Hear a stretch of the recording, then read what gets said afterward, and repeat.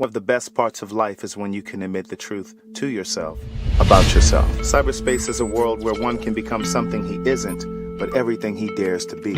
I wasn't interested in getting attached to anyone, and I knew I wouldn't take anyone I met online seriously. I had multiple screen names to increase my chances of meeting someone attractive. The majority of the profiles noted HIV negative under status, but I knew better from the work I had done in the HIV community. I knew 1 out of 3 black gay men was positive. The messages I found in my inbox validated me in my depression. In some strange way, they reinforced that I was worthy and deserving. My days consisted of waking up and logging on to see how many messages had accrued overnight. Months passed before I got honest with my therapist about what was happening with me. And before I knew it, I heard myself say, I've been having sex with people I meet online. To listen to more of Words Never Spoken in Memoir, visit audible.com. I was involved briefly with a married man who believed he had the courage to leave his wife to be with me and to live his truth. This isn't the typical story of a married man promising to leave his wife for a secret lover. Rather, this is a story in part about a gay man who knew he was gay before he got married, but chose to marry a woman because he didn't know how to break free. Rocky and I met on a gay social media site 3 months after I returned to the East Coast to live, and just 11 months after he was married.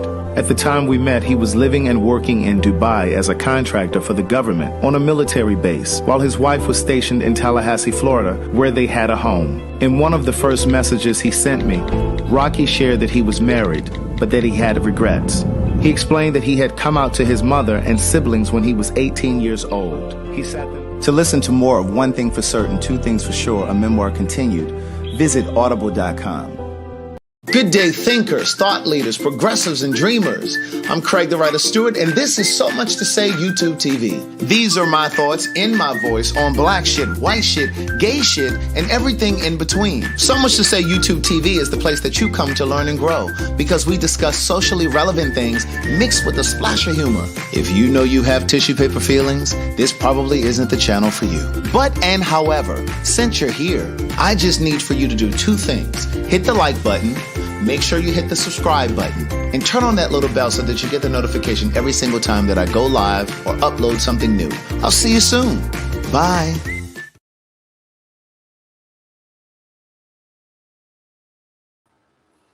I forgot to put myself in the video, niece.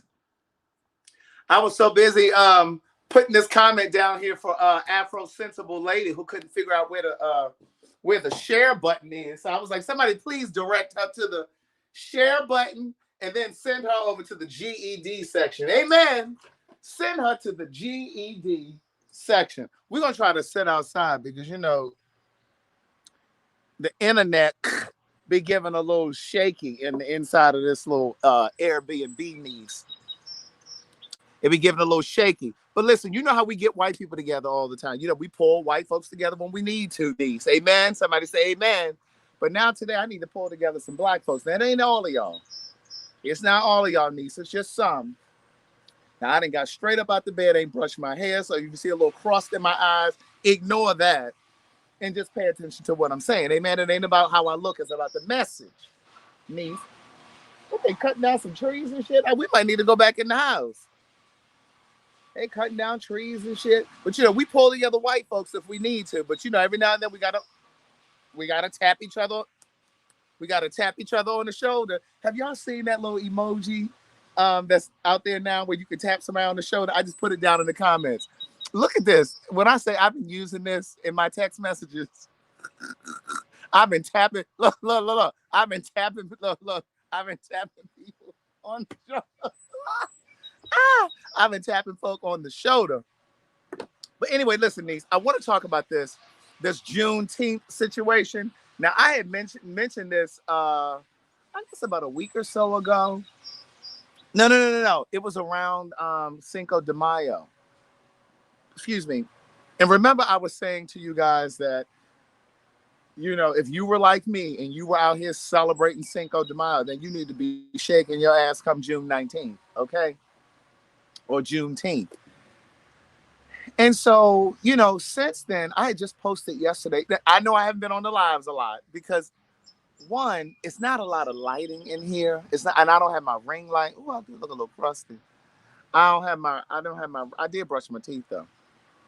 I don't have my ring light, and the internet is a little spotty. So, oh, but let me say this before I get started. Carlton did tell me, he didn't tell me to tell you guys, but he was just so grateful for all of you who sent something for his birthday to his Cash App. So thank you to everybody who did that. We will jump on the live at some point so that he can tell you himself. But I posted yesterday on my Instagram. So I have been active still on Instagram and Twitter and, posting stuff on Facebook.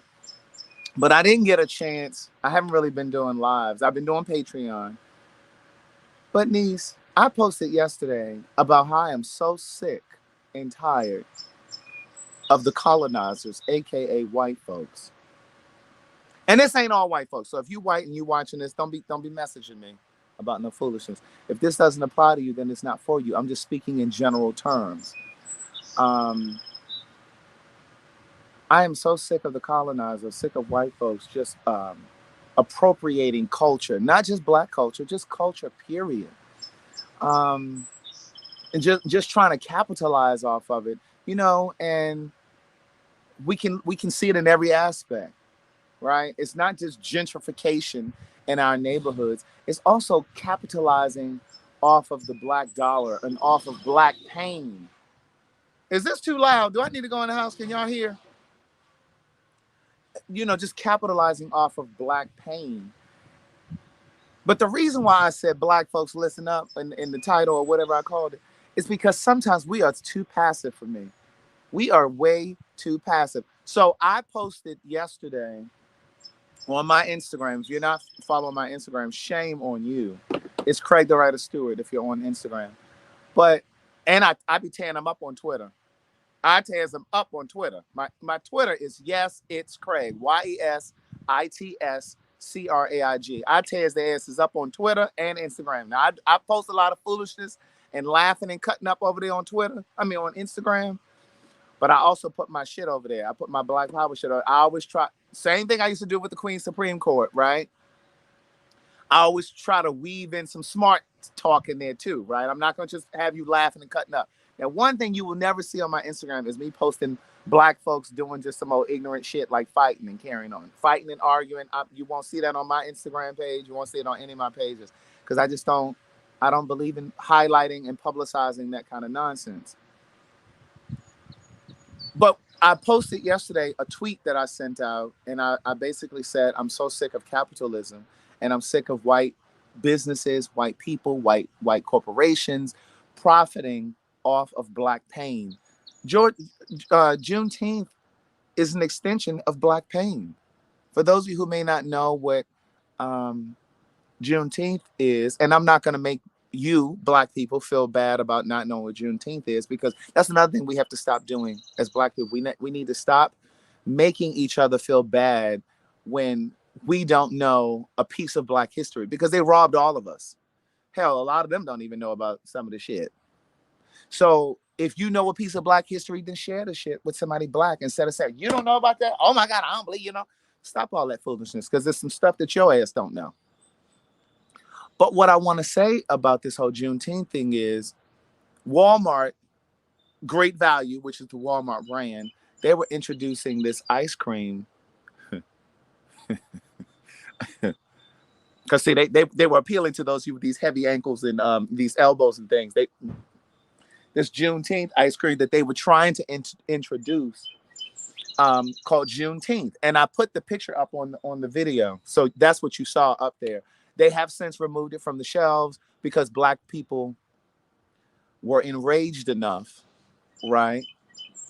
And I see Tanny Joy says, I'm a Target chick anyway. But the point is, Target does the shit too. Because when Juneteenth was first made a federal holiday, when was it made a federal holiday? 2020? 2 years ago? Target with their raggedy asses had Juneteenth t-shirts and all that kind of foolishness too. So my point is, be weary. Be skeptical. When you see things being commercialized, when you see Juneteenth on t-shirt and you see black people on the t-shirts, Just because you see black people doesn't. Oh, it was okay. It was in 2021. Okay, when it was made a federal holiday. Um, Thanks, Alicia. But when just because you see black folks and you see signage and shit like that, doesn't mean that black people are profiting. And the point that I made, because I saw a video yesterday, it was a black guy, and I don't remember his Instagram page, but he got like 80,000 followers on Instagram. And that's what really makes me shudder, is when somebody with these huge platforms, because I ain't got no 80,000 people following my Instagram. I'm just at 30. I'm just under 30. But it's just like, sometimes it's like the people with the loudest voices or the biggest voices that say the most foolish shit, right? And what he was saying in his video, and it just enraged me yesterday that I ended up sending out that tweet that I mentioned a moment ago. But he basically was saying, well, I don't have a problem with it being commercialized. That's how we take it mainstream. And he was just going on and on about how we're not outraged about Valentine's Day when we go into Walmart and Target and it's Valentine's Day or Halloween, or Mother's Day. All of those things have been commercialized. Let me explain something to you. And I said this under his comments. I said, let me explain something. I said, I beg to differ. And I said, you may not be outraged, but I'm fucking outraged. I said, because the truth is, if Target, Walmart, and anybody else is profiting off of black pain, that's an issue. I don't give a fuck about it being commercialized. It is an issue. If Target and Walmart and all these places are carrying merchandise, I don't give a damn if it's some street vendors on the corner. If you ain't black, you don't need to be selling it. And if you are selling it, the profits need to be benefiting black people, black causes, black issues, black communities, black schools, black neighborhoods. I mean, I can think of a litany of things you can do with that money.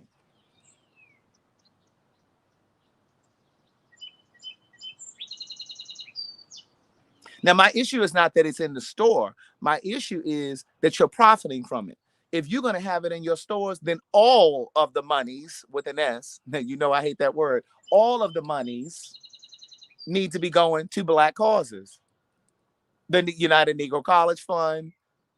I mean, do you need more places where you need to go, Walmart and Target and anybody else? We are living in an age right now where black people are suffering. HBCUs are on the verge of closing, some of them. All of them aren't profiting like Hampton. All of them aren't profiting, in the black. All of them are not in the black like Hampton University. There's no financial deficit at Hampton. But there are a lot of black HBCUs that are on the verge of being in the red, or they're already in the red. Give that money to them. Target, you have no business profiting. Walmart, you have no business profiting.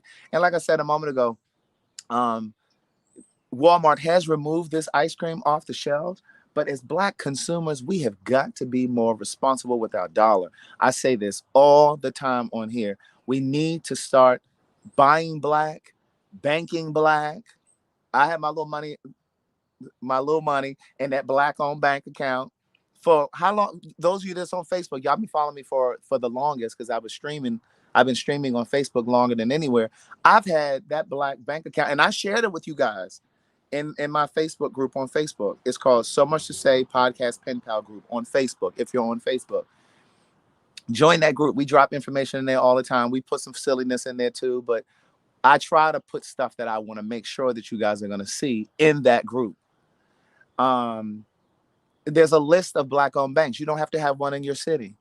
You can do it online. Open that shit up online. Go right online and transfer that money right with your debit card over to the new account. I'm with United Bank. It's the largest black bank in the country. And I ain't got a whole bunch of money over there. I got about $1,000 over there, but it's something. And but my point in this whole video is we've got to be more vigilant about how we spend our money. We gotta research. We have to research. We have to figure out who's behind. And and I posted something last week, I think it was last week, about Tesla. I used to think that Tesla was such a nice, economical type car, you know what I mean? That kind of thing. But just considering, and I posted about this on my Instagram last week, but considering the culture considering the culture over there at Tesla, all of these lawsuits that are coming out with black people that are being called nigger. They're using the word nigger just loosely over there. And there have been so many settlements. The only reason that continues to happen at that company because it has to be a part of the culture. So I'm not interested in anything Elon Musk. If I owned a Tesla, I'd be selling that bitch right now. Okay, let me sell it because I'm not interested in owning any. I don't want to be a part of anything that isn't welcoming of me and my dollar. Now I know some of y'all don't care, and y'all gonna continue to support these businesses and these companies because you feel like it gives you a certain posture and a certain stature. I just can't support it. But the other part of this conversation that I wanted to be sure, make sure y'all get your asses out there and vote. Because see, what happens is Georgia, go ahead and vote. Now, I don't know what the voting dates are in all of these other states, but Georgia, you need to go vote. We have such a hands-off approach sometimes as black people. We have such a hands-off approach. And when I posted today, because I had posted this video that this attorney, it's a trademark attorney, I just happened to be scrolling through TikTok. And I saw this black woman, she's a trademark attorney, and she said that she looked up the trademark to see who trademarked Juneteenth. And it was some white man. Some white man had trademarked Juneteenth. Again, it frustrates me when white folks are profiting off of black pain. Now, what his white ass doing trademarking Juneteenth? Now, granted, whoever trademarks it. And you know what I'm saying? I've always been told that Don Cornelius didn't come up with the concept of Soul Train. It was somebody else's idea. But Don Cornelius ran with it. Same thing applies with trademark. It really is about who trademarks the shit first. But my point is, when I posted that video today of this black woman, this attorney, who said, I had to do some investigation. I'm trying to figure out who's profiting. And why is trademarking important? Because no one can use the word Juneteenth without his permission, without him profiting from it. That's why it's important. So his white behind doesn't need to own it. Okay. So when I posted that video today, now mind you, I just come off this whole thing yesterday with this black guy who has this page on Instagram who said he didn't care about it being commercialized. But that's because we don't understand. That's because we don't understand. We speak about stuff that we don't understand. And so, speaking confidently wrong. And so when I posted the video today of the black woman, there were so many black people in my comment was like, well, I don't understand why people are outraged about it. We had the opportunity to trademark it. Why didn't somebody black trademark it? First of all, we do a lot of things, but we're not always trying to be underhanded with something. You understand what I'm saying? And I don't personally think that any person black should just go and trademark it. That's my point too. And then there were people in the comments saying like, well, where's Black Lives Matter and where's this person? That's the other thing that we have a problem with shifting responsibility. Everyday people, just like you and me, can make a difference with our social media. Like if you saw this story about Great Value trying to trademark, or not trademark, but trying to profit off of Juneteenth on ice cream, why not post it? I don't care if you have 2 followers. Post it. Use your platform, no matter how large or how small it is, to get the word out about it. But my thing is, we take that same tactic when it comes to voting. Well, my vote doesn't matter.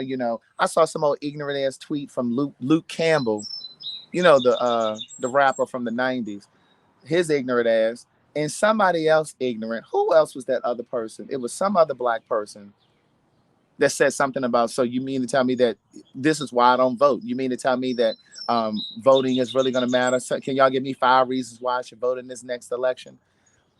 But you know why you need to vote in the next election? Because those of us who've been voting since we've been able to vote are still trying to clean up for you ignorant motherfuckers that don't vote. That's why the landscape of politics is so slanted, because we don't vote. We're still trying to clean up for all of the years that y'all sit at home and don't go vote. That's why our votes don't matter. It's because there's not enough of us in the collective that are voting in a similar fashion. We still need to clean out all of the subterfuge. We still trying to clean out all of the subterfuge from the years that you didn't vote. I tell you, it is so hard. It is so hard. Listen. When I first came onto the scene, I used to tell people, I'd be like, listen, I can only take on one issue, and that is Black gay issues. I can't take on the entire Black community. But now here I am in the Black community. but my point is, and I know I'm joking and I'm laughing about it, but I'm really serious. Like, we really have to be critical thinkers. And I commented back to one of the guys that was on my Instagram yesterday. The other one I just straight up blocked, because I couldn't even like I can't even stand for people to just speak so ignorantly about our own people. It's just like, well, I don't know why Black people are so upset about it. Shit, we sat around, we knew it was commercialized 2 years ago. Why didn't somebody jump on me? It's like we always so ready to pass the buck to somebody else. We're always so anxious to say, well, that's such and such a responsibility. They should do that. No, it takes all of us. It takes all of us. It's not Oprah's responsibility. It's not Al Sharpton's responsibility. We always looking to people outside of ourselves to do the work. My God.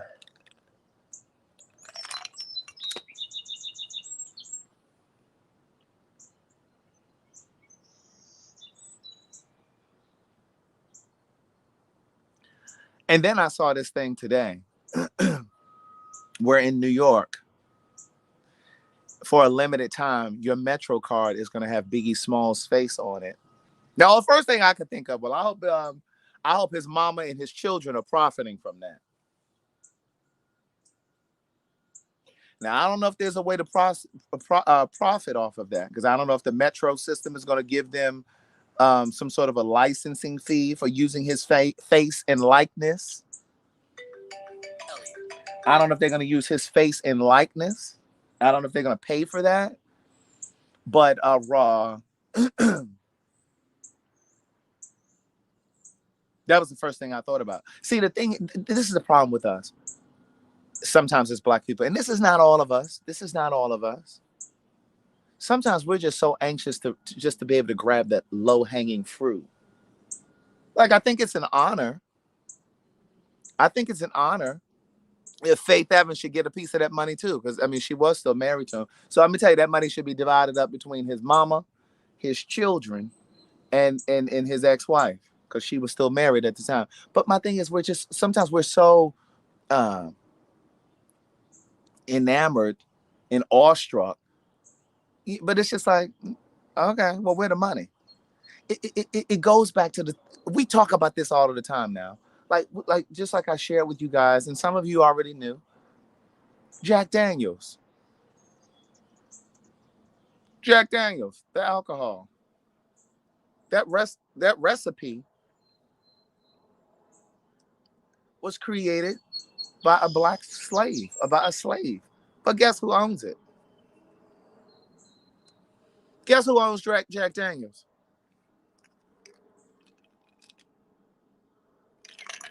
And it just annoys me when Black folks and white folks alike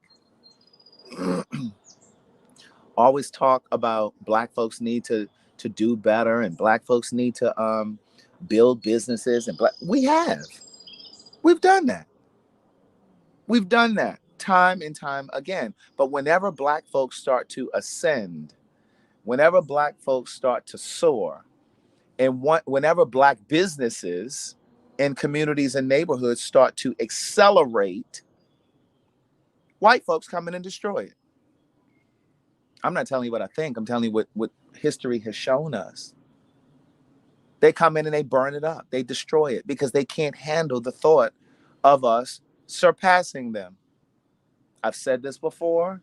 It's the reason. Okay.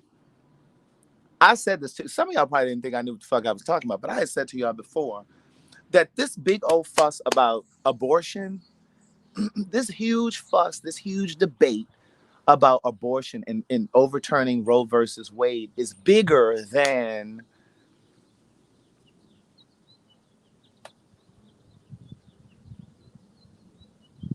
women not having a say over their own bodies. That's important, absolutely. But it's bigger than just taking the right from women. The real reason is white folks, white men are afraid of becoming the minority.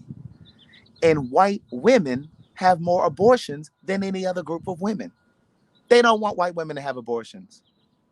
So that's what this fight is about, because white folks are panicking that they are going to be the minority. But the truth is, they're going to be the minority, period. They are going to be the minority. I knew that in what, high school? I think they gave us those statistics when I was in high school or middle school. They projected it. It's the reason why they don't want Hispanics in this country. It's the reason why they had Hispanics in cages, children. They had Hispanic children in cages at the borders. It's the reason that they were snatching families out of this country and sending them home, because they were afraid. They are afraid of becoming the minority. And ultimately, they are afraid that we will do to them what they've done to us and every other group, marginalized group in this country. That's what all of this is about. That's what shooting and killing unarmed Black people is about. That's what the school to prison pipeline is about. They're trying to exterminate anyone that doesn't look like them. You got to start thinking critically, people. That is why it is important to vote. Black women, I'm leaning on you. And I know you already have a lot of responsibility, and I don't want to give you anything else on your list of things to do. But if you are living in a house with a man that is above the voting age, I am imploring you to push him to go vote. If he don't know who to vote, you write that shit down for him and tell him who his ass need to go in that booth and vote for. If there is a man, I don't care if he's your brother, your son, your lover, your ex, your roommate, if you were in the house with a Black man and he's relying on you for anything, meals, coochie, a place to stay, you give him an ultimatum. You either gonna take your ass over here to vote, or you got to go. Yeah, because this is just deplorable at this point. It really is deplorable at this point. This shit is happening too fast. It's happening way too fast. White folks are aware of what's happening. They're pretending. They're pretending they don't know. And here we are getting stressed out, getting preoccupied with trying to teach white people what racism look like when they know full well what it looks like. They know full well what it looks like. They know what the shit looks like. And that's why I have retired from teaching white people what it looks like. I'm not going to use my precious time on earth. I'm not going to expend my energy explaining. You know what the fuck it is. You know what it looks like. It is intellectually lazy of you, white people, to pretend like you don't know.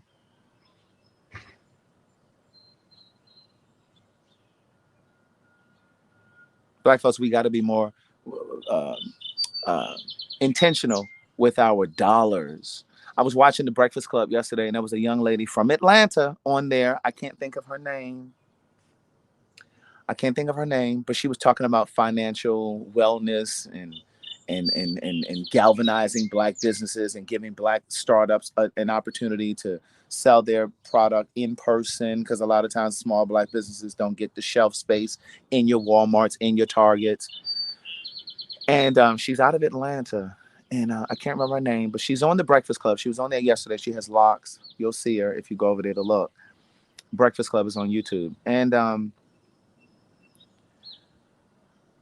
she said, and don't quote me because I don't remember the exact numbers, but she said the Asian dollar circulates in the Asian community. I want to say, I can't remember, but just roll with me for this. I think she said like 17 hours. And then in the Hispanic community, it was like 14 hours. In the white community, it was maybe 10 hours or some shit like that. In the Black community, the Black dollar circulates. Now, I do remember this. That's what I was focused on. She said the black dollar stays in the black community for 6 hours. 6. You know what that means? You know what that means? It means that as soon as we get our little check, we taking our ass to Louis Vuitton. I'm stepping on somebody's toes and I don't care. You going to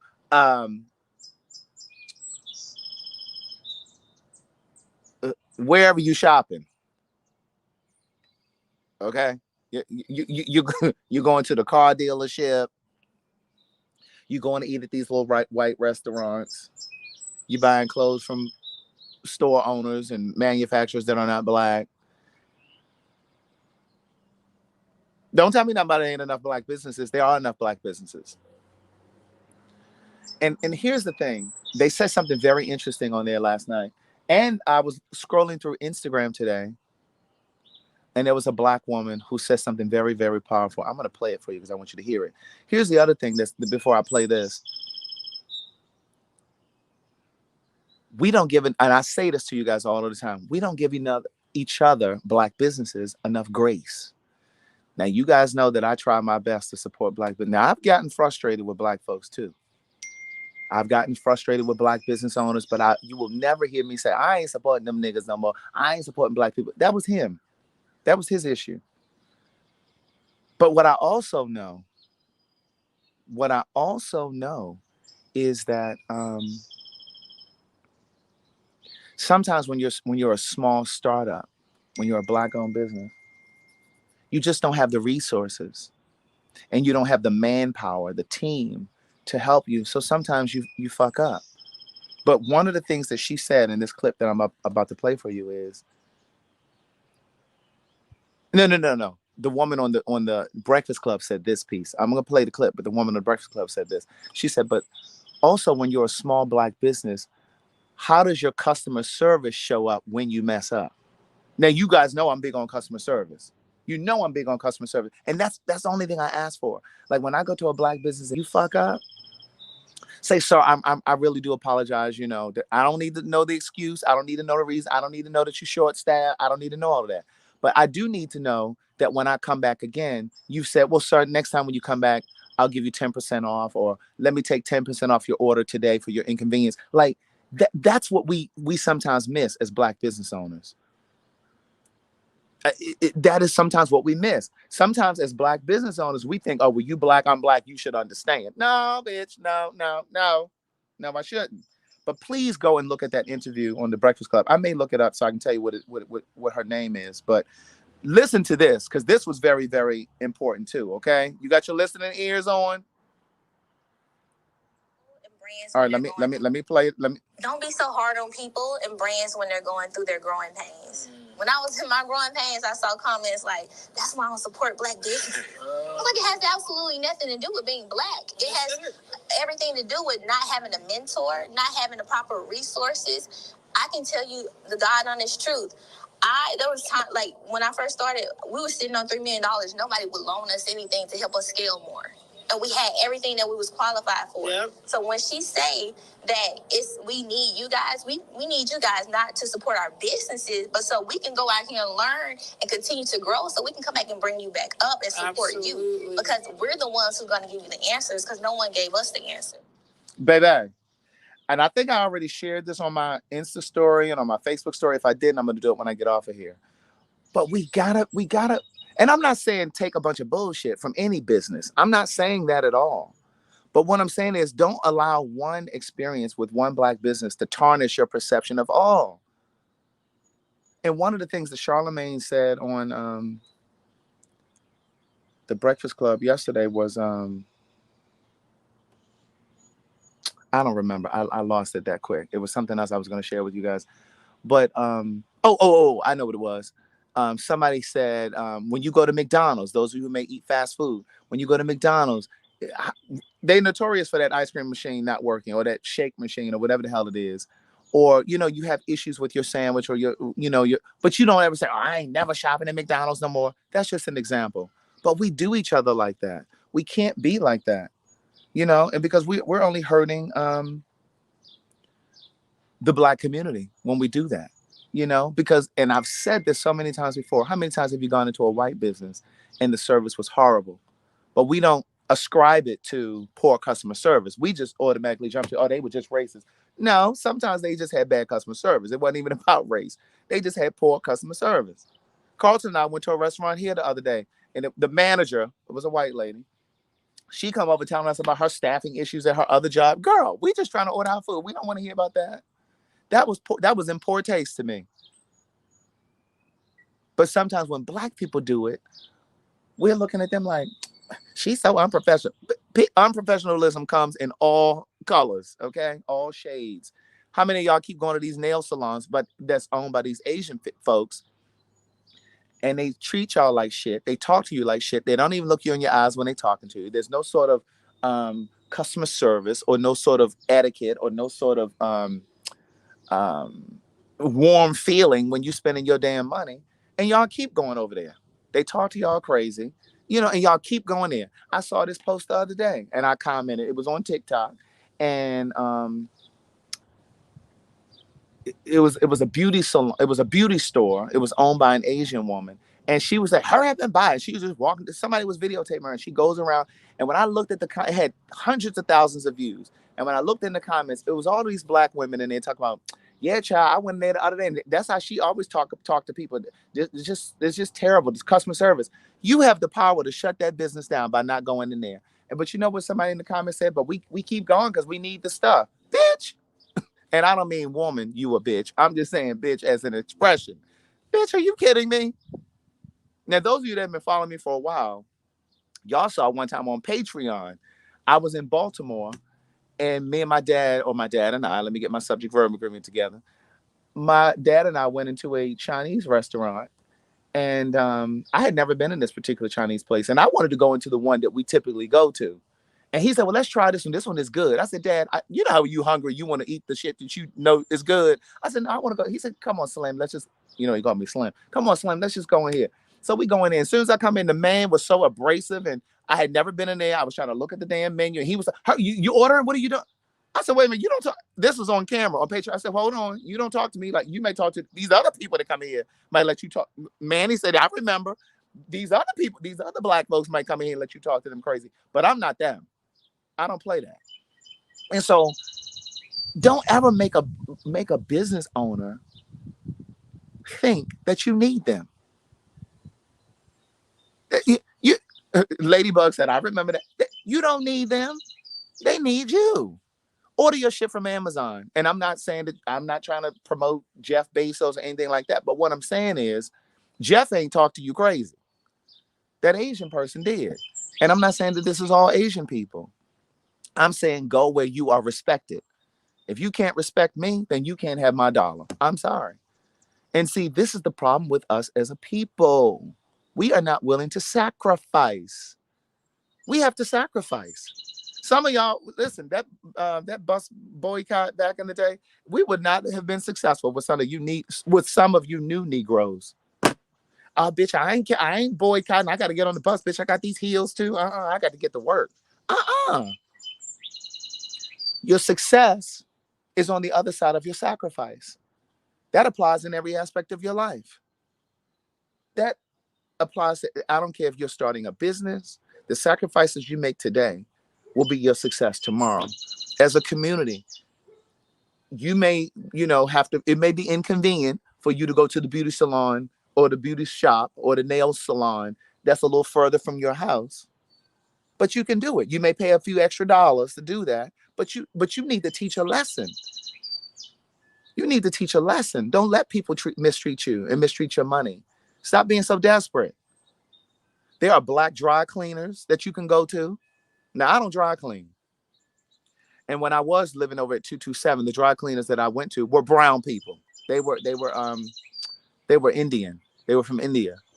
So I try to support Black first.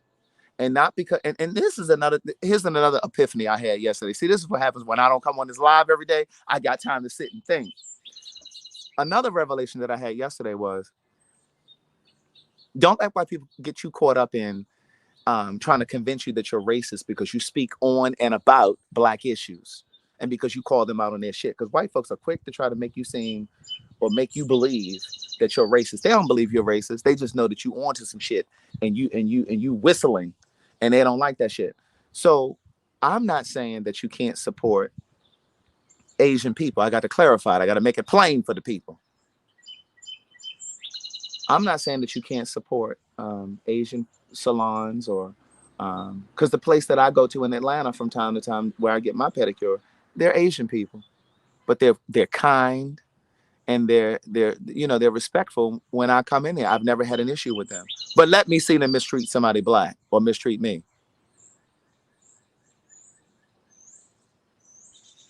That's the way that I am. It's about moving as a unit. It's about moving as a unit. Um,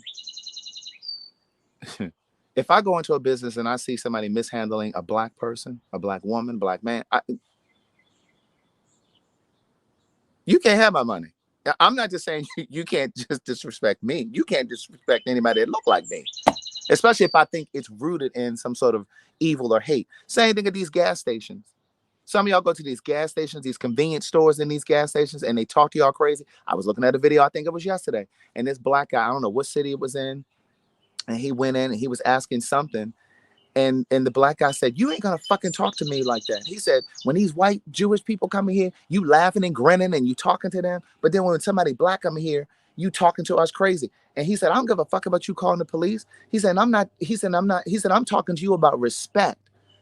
The way that there's a lack of respect." But my point is, he should never go in that store again. I don't know if he will, but sometimes you have to go to the next neighborhood.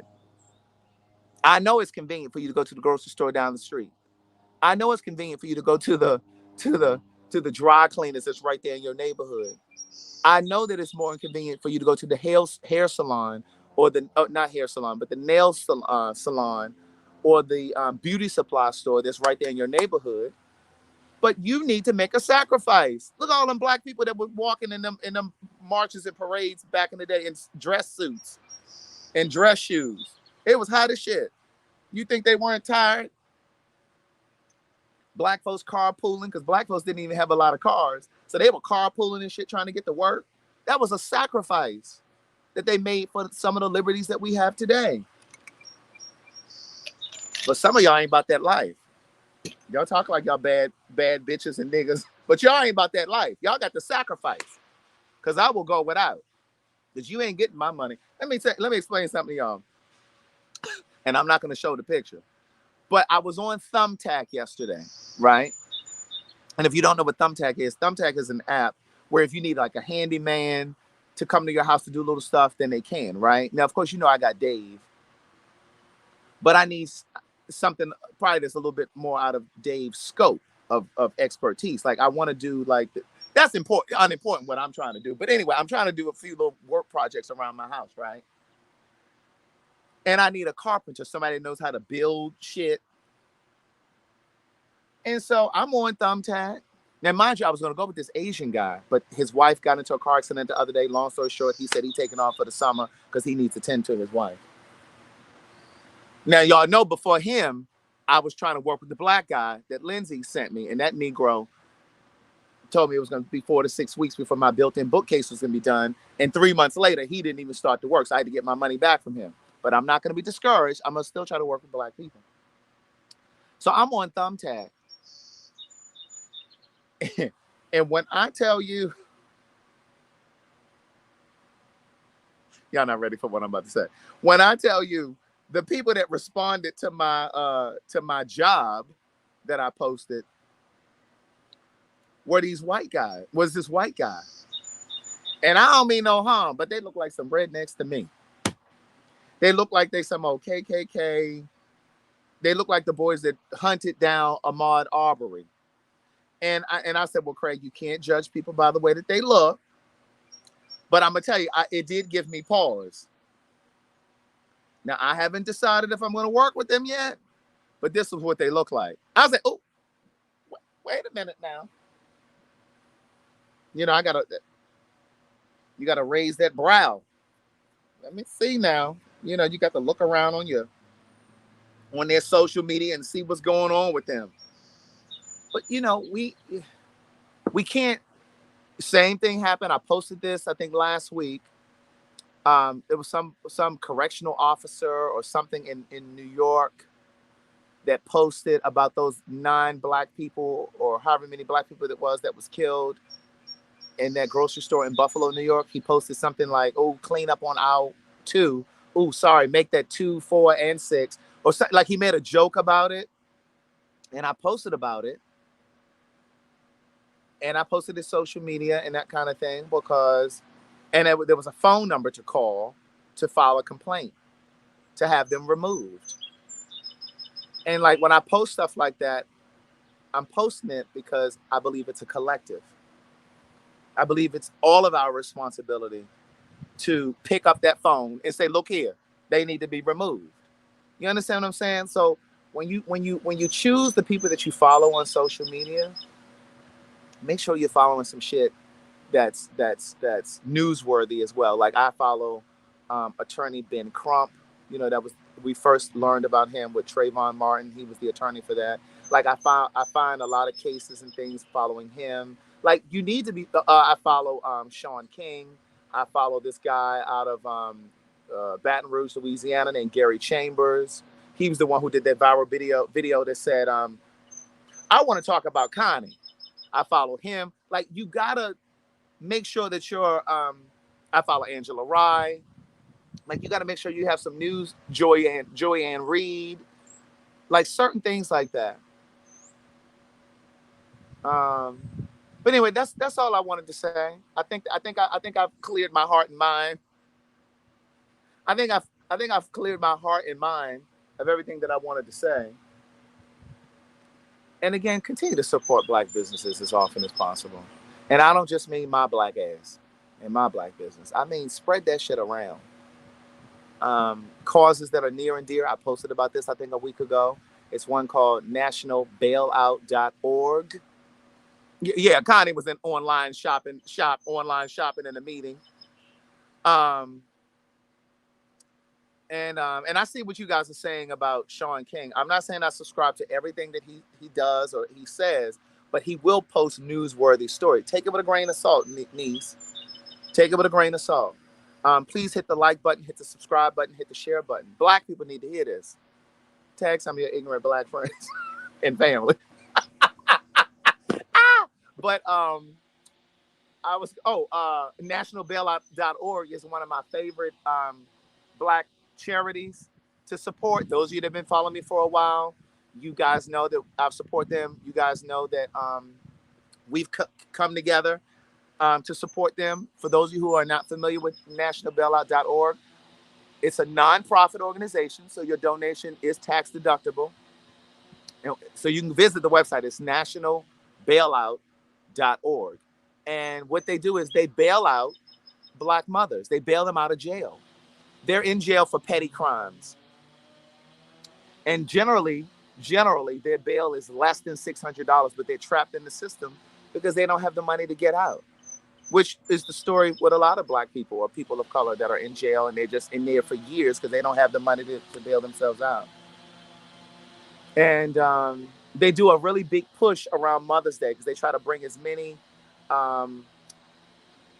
mothers home for Mother's Day to be home with their children. So that's a really good one. And I try my best to use my social media to stir us to action, whether it's to vote or to support a cause like National Bailout or to support the Aura Lee Foundation. That's the foundation that I brought the doctor on, Dr. Hadia Green. Remember, she did the cancer research and we donated money to help support her research. So I try to do things like that, things that are important. Also, speaking of important, the race, the 5K, June 18th.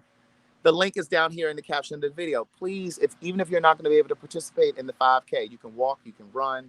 Even if you're not going to be in Atlanta, you can donate. It's $30. The money does not come to me, niece. It goes to this foundation And it tries to promote organ donation in the Black community, because a lot of times Black people need organs and can't get them. Amen.